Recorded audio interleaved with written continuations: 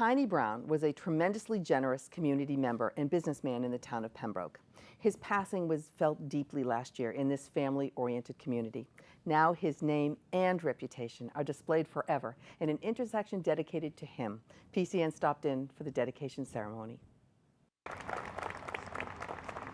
So today we're here to dedicate James Tiny Brown Memorial Square. Hope you can see that on camera.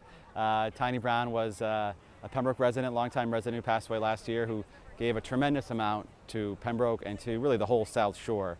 He was someone who I think epitomized the idea of doing well by doing good. He was a very generous man, gave back to all manner of causes. He was a firefighter, a scoutmaster, served his country in the armed forces, and obviously Tiny and Sons from local radio stations. People are very familiar with the advertisements. His boys do a good job.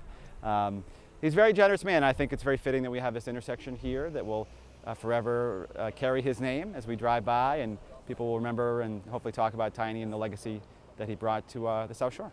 I think anytime you can recognize someone who's given a lot back to the community, it creates a very positive feeling that, this kind of generosity, deserves to be remembered. And I think that's important for folks to understand and appreciate, for those who knew Tiny, and for many folks, years hence that didn't know him and will, learn about him and what it meant to be such a generous person. Hopefully that will inspire others to do the same. Well, I was excited to be able to, play a role in getting this done.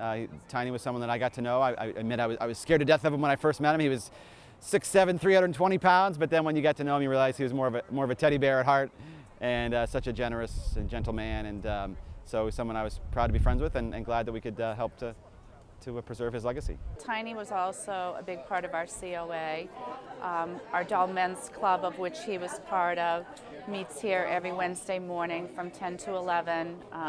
He was a stable force of the Dull Men, and we decided let's just have a little reception afterwards so people that know him can gather and share their stories. Dull Men is a fascinating group. The origins are out of England, and they're anything but dull. It's a tongue-in-cheek title, but it's really, they share information. I hear lots of laughs. They are in our big room on Wednesday morning. The doors are closed, and it's like a great social group. Today was a mess. It was awesome. I mean, this is something that my father always wanted to do. He wanted to tie up traffic, and this was the best way to do it. It's a dedication to the corner. My father's property is on this corner, and they wanted to dedicate the corner to my dad. It was awesome. It was a big process, and I'm just glad that it's over. So now that we can go on with what Dad wanted us to do, is get to work and help the community. He was just a big man with a huge heart.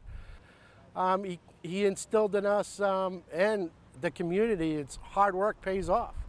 To get involved, to ask questions, to care about the person that's in line ahead of you or behind you, and to always be there for somebody that need and to help when somebody doesn't ask the right questions. And he instilled that in us at a very young age. It's a reminder of who my father was. Hopefully it's a symbol of what Pembroke's about.